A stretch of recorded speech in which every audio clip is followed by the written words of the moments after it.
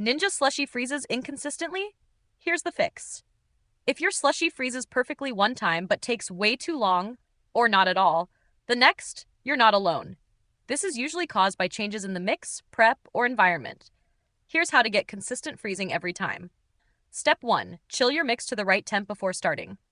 If one batch goes in cold and the next goes in warm, the freezing time changes drastically. Always refrigerate your mix until it's below 4 degrees Celsius or 39 degrees Fahrenheit before use. Step 2.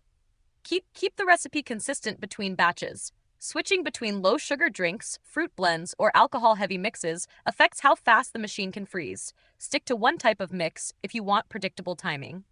Step 3. Let the machine cool between cycles.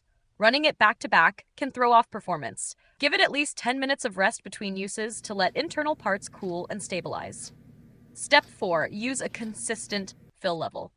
Too much or too little mix can cause the cycle to run too long or freeze unevenly.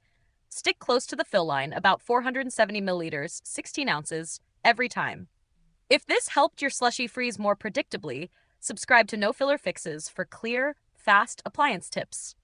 And if you want to get your fill level right every time, we've linked a measuring cup set in the description that makes prep simple.